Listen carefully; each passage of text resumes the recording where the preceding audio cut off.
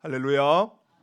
우리 옆 사람과 함께 고백하겠습니다. 하나님께서 하십니다. 하나님께서 하십니다. 한 번 더 고백하겠습니다. 기대가 됩니다. 기대가 됩니다. 2024년 우리는 어떻게 고백할까요? 그동안 이제 우리를 고백했으니까 이제는 축복의 말을 하려고 이렇게 정했습니다. 옆 사람을 보면서 이렇게 고백하는 것입니다. 당신은 존귀한 사람입니다. 성도님은 존귀한 사람입니다. 우리가 특별히 하나님의 성품으로 변화되어질 때 무엇보다도 서로에게 더 격려의 말이 필요하지 않을까 생각을 했습니다. 그 가운데 우리 교육자들에게도 물어봤어요. 그랬더니 다들 목사님 이게 좋겠다고. 그래서 올 한 해는 우리가 서로를 축복하며 당신은 존귀한 사람입니다. 이렇게 격려하는 그런 우리가 되기를 간절히 축원드립니다. 얼마 전에 차재훈 형제 부부와 함께 차를 타고 가면서 이런저런 이야기를 나누었습니다. 재훈 형제와 이런저런 이야기를 나누고 있는데 이야기를 듣고 있던 아내가 갑자기 재훈 형제의 목소리가 차충환 장로님의 목소리를 닮았다는 것입니다. 그러고 보니 정말 재훈 형제의 그 허스키한 목소리 톤과 그 억양이 그 아버지 차충환 장로님의 목소리를 닮았습니다. 자녀가 부모를 닮는 것은 당연한 일이지요. 외모뿐만 아니라 취향도 또 식성도 닮기 마련입니다. 심지어 어떤 때를 보면 그 걸음걸이조차도 부모를 닮는 것을 볼 수 있습니다. 그래서 어떤 아이를 보면 대뜸 그가 누구 아들인지 알 수 있을 때가 있곤 합니다. 이처럼 하나님의 자녀된 우리들, 그런 우리가 우리의 아버지 되신 하나님을 닮는 것은 너무나도 당연한 일인 것입니다. 더욱이 우리는 하나님의 형상으로 창조되었습니다. 그리고 하나님으로부터 주어지는 예수 그리스도의 피를 받아 구원받아 하나님의 자녀가 되었습니다. 따라서 하나님의 자녀된 우리가 우리의 아버지 되신 하나님, 그 하나님의 성품과 그 습관을 닮아가는 것, 그것은 너무나도 당연한 일인 것입니다. 우리는 하나님의 성품에 참여하는 자가 되어야 합니다. 그래서 2024년 새해를 시작하는 온가족 특별 새벽 기도회는 바로 이 하나님의 성품에 참여하는 사람이라는 주제로 우리의 마음의 중심에서부터 또 하나님을 닮고자 하는 그 결단과 기도의 시간을 갖고자 합니다. 하나님은 우리를 하나님의 형상과 모양대로 창조하셨습니다. 하지만 우리 안에는 그 하나님의 생명과 그 거룩함보다는 오히려 죄로 인하여 거짓과 탐욕과 교만과 이기심이 가득합니다. 때로는 불안과 염려, 두려움이 우리의 심령을 가득 채울 때가 있습니다. 문제는 우리에게는 이런 우리의 마음을, 우리의 상황을 변화시킬 만한 그 어떤 힘도 능력도 없다는 것입니다. 그래서 우리는 스스로 절망하기도 하고 그만 세상에 젖어들기도 하는 것입니다. 하지만 사랑하는 성도 여러분, 포기할 필요는 없습니다. 왜냐하면 우리에게는 이미 생명과 경건에 속한 그 모든 것이 주어졌기 때문입니다. 베드로후서 1장 3절은 이렇게 말씀합니다. 우리 화면을 보고 함께 읽겠습니다. 그의 신기한 능력으로 생명과 경건에 속한 모든 것을 우리에게 주셨으니 이는 자기의 영광과 덕으로서 우리를 부르신 이를 알므로 말미암음이라. 아멘. 하나님은 예수 그리스도의 신기한 능력으로 우리에게 생명과 경건에 속한 그 모든 것을 주셨다 말씀하십니다. 여기서 예수 그리스도의 신기한 능력이란 바로 성령의 역사를 가리킵니다. 성령은 하나님께서 택하신 자들을 부르시어 중생 곧 영생의 영원한 생명을 주셨는데 이 영생은 우리로 하나님의 자녀로 살게 하는 능력이 되기도 하고, 그리고 소망을 제공하는 것입니다. 그래서 나에게 예수 그리스도로 말미암아 새로운 생명, 영원한 생명이 주어졌음을 믿는 자들, 그들은 이 땅 가운데 결코 그들의 힘과 능력으로 할 수 없는 일들을 이루어가는 것입니다. 또한 그들은 꿈꿀 수 없는 중에 모든 소망이 사라진 그 상황 속에서도 자신에게 주어진 영원한 생명으로 인하여 꿈을 꾸고 소망을 갖는 것입니다. 그리고 성령은 하나님의 뜻과 말씀을 가르치고 깨닫게 하시어서 우리로 하나님을 알게 하십니다. 하나님과의 깊은 교제 가운데 들어가게 하시어서 우리로 하나님의 거룩한 성품에 참여하게 하시는 것입니다. 즉, 우리가 변화하는 것이 아니라 예수 그리스도의 신기한 능력, 곧 성령이 우리를 변화시키시는 것입니다. 우리로 하나님을 알게 하시고, 그리고 그 하나님과의 교제를 통해서 아버지이신 하나님을 닮게 하시는 것입니다. 다만 우리는 우리 안에 역사하시는 성령, 그 성령의 인도하심에 순종하면 하나님께서 우리를 하나님의 성품으로 변화시키시는 줄 믿으시기 바랍니다. 먼저 이 성령은 하나님께서 택하신 자들에게 예수 그리스도를 믿는 그 믿음을 주십니다.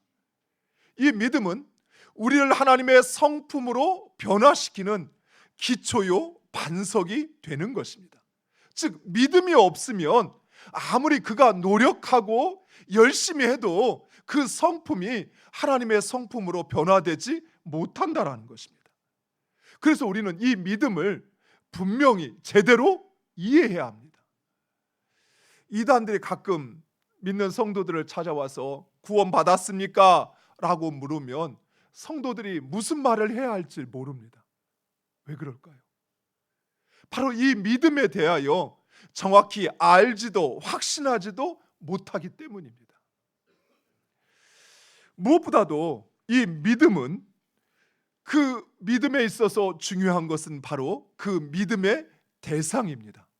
즉, 우리가 누구를, 무엇을 믿느냐 하는 것입니다. 우리가 믿는 그 믿음의 대상은 바로 하나님, 그리고 주, 곧 예수 그리스도이십니다. 즉, 성령은 바로 이 믿음의 대상이신 하나님과 예수 그리스도를 우리로 알게 하십니다. 그리고 그분을 우리의 주로 고백하는 것입니다. 그리고 예수 그리스도의 그 권능을 통해서 우리를 하나님의 성품으로 변화시켜 가는 것입니다. 따라서 믿음이 크다, 작다 하는 말은 단순히 겉으로 드러나는 활동을 얼마나 많이 하느냐, 또는 어떤 직분을 가졌느냐, 또는 내가 얼마나 열심을 가지고 일하느냐, 그것을 말하는 것이 아니라 하나님과 예수 그리스도를 알고, 그리고 그분을 나의 주로 고백하고, 그리고 그분께서 나를 택하시고 나를 이곳으로, 또 나의 삶의 자리로 부르셨음을 인정하는 것, 그리고 그 하나님의 약속의 말씀과 소망을, 그리고 하나님의 능력을 온전히 받아들이고 그것을 누리고 경험하는 것, 그것이 바로 믿음입니다.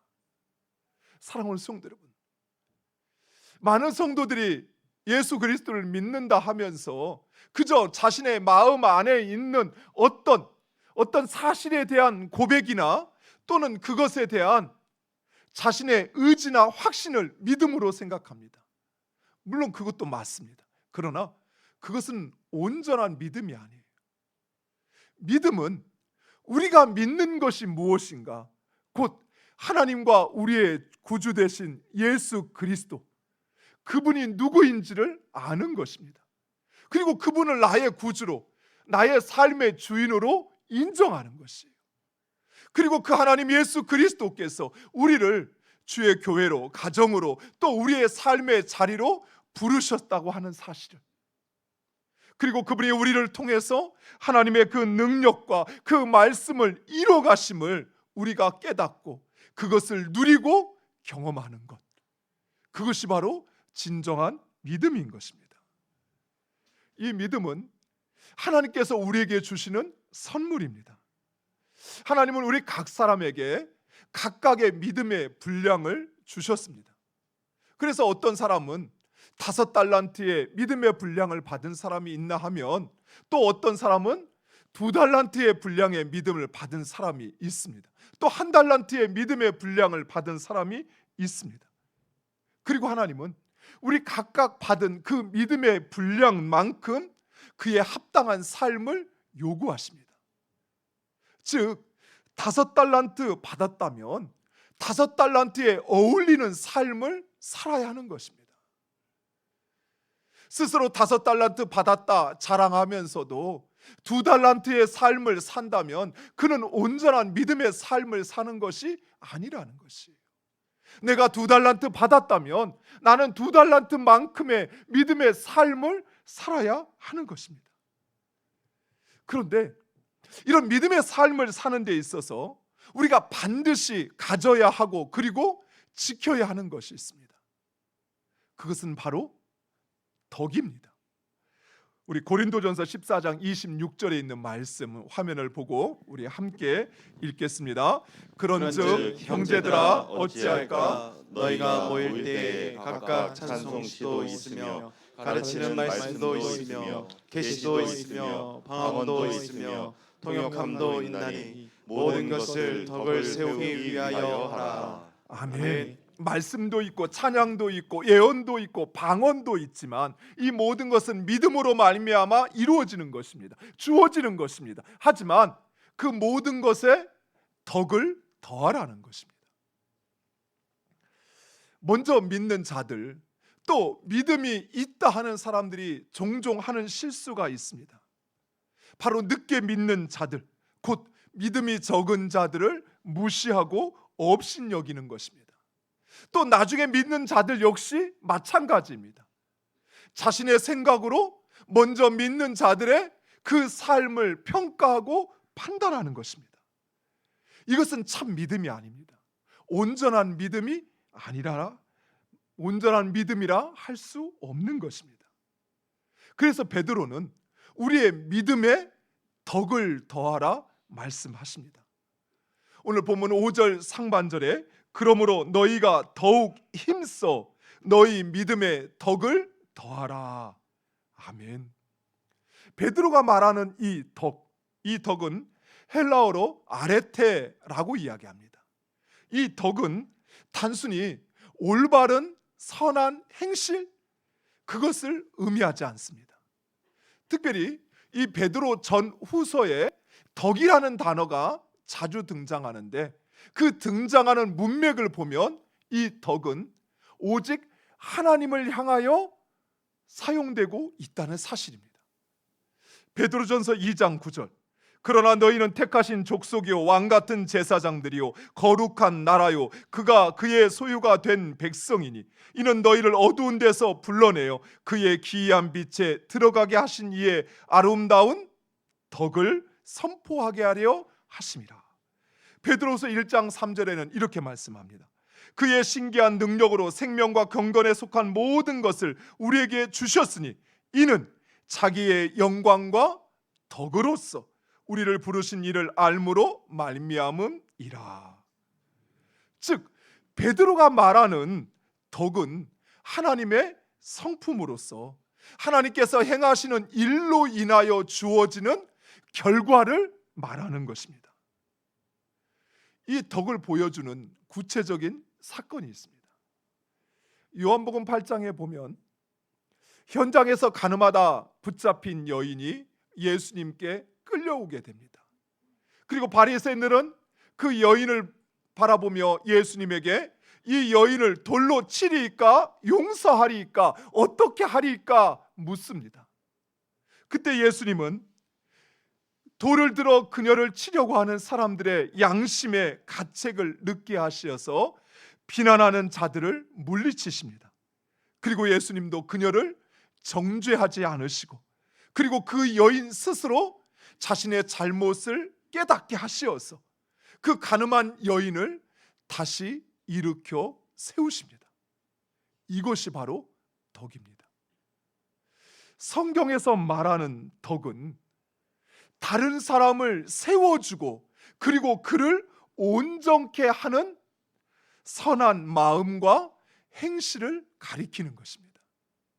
비록 그가 돌을 맞아 죽어야 마땅한 죄인이라 할지라도, 그러나 그를 정죄하여 그가 다시 일어나지 못하도록 비난하고 그를 책찍질하는 것이 아니라, 오히려 그가 다시 일어서서 하나님의 자녀로서 살아갈 수 있도록 그를 이해하고 격려하고 그리고 그를 다시 온전케 하는 바로 그 선한 마음과 선한 행실, 이것이 바로 덕인 것입니다. 이 세상은 경쟁으로 살아남기 위해서 끊임없이 다른 사람과 경쟁할 뿐만 아니라 그를 비난하고 공격하는데 여념이 없습니다. 심지어 이런 경향이 교회까지 확장이 되어서 교회에서조차도 경쟁하고 다투고 분열을 합니다. 그러나 이것은 진정한 온전한 믿음으로 사는 것이 아니라는 것입니다. 믿음이 좋다고 하는 사람, 기도 많이 한다는 사람들이 오히려 주변 사람들에게 상처를 주고 실족하게 하는 이유가 바로 여기에 있습니다. 우리의 믿음에 덕을 더하지 않으면 이 믿음은 오히려 다른 사람을 판단하는 칼이 되어버리고 그 몸을 상하게 하는 화살이 되어버린다는 사실입니다. 믿음으로 찬송하고 믿음으로 예배를 드리고 믿음으로 방언을 하고 자신을 불태울 만한 그런 열정이 있다 할지라도, 그런 경건과 또 그런 헌신이 다른 사람을 세우는데 사용되지 아니하면 그것은 그저 자기 자랑일 뿐이요 자기 과시일 뿐이라는 것입니다. 사랑하는 성도 여러분, 여러분의 믿음에 덕을 더하시기 바랍니다. 다른 사람을 책망하기 전에 먼저 나 자신을 돌아보고 내가 하려고 하는 그 말을 상대방의 입장에서 생각해 보시기 바랍니다. 내가 지금 그에게 하고자 하는 그 말, 정말 그가 그 말을 들었을 때 내가 원하는 그것을 깨닫고 행할 수 있는 것인지, 아니면 오히려 상처받고 오히려 그 자리에 주저앉는지, 다른 사람을 비난하기 전에 먼저 이해하려고 하고 그리고 그를 세우기 위해 말하고 행하는 여러분 되시기를 간절히 축원드립니다. 믿음에 덕을 더하셔야 합니다. 덕이 없는 믿음은 오히려 그 믿음이 다른 사람을 상하게 하고 그를 실족하게 할 뿐이라는 사실이에요. 예수님 당시 바리새인들이 그랬습니다. 서기관들이 그랬습니다. 그들은 더 많이 알고 또 그들이 더 많이 행한다고 하는 그들의 그 믿음이 오히려 믿음이 약한 자들을 주저앉혔고 오히려 그들이 일어서지 못하도록 율법의 무거운 짐을 그들에게 지워 눌렸던 것이. 사랑하는 성도 여러분, 우리가 하나님의 성품으로 변화되어지고 하나님의 성품의 사람으로 살아가기를 원한다면 하나님께서 우리에게 주신 그 믿음에 덕을 더하는 여러분 되시기를 축원드립니다. 그 믿음을 통하여 다른 사람을 세우시기 바랍니다. 그를 온전하게 하시는 여러분 되시기를 간절히 축원드립니다. 이 시간 우리 2024년을 위해서 함께 기도하는 시간을 잠시 가졌으면 좋겠습니다. 오늘 주신 말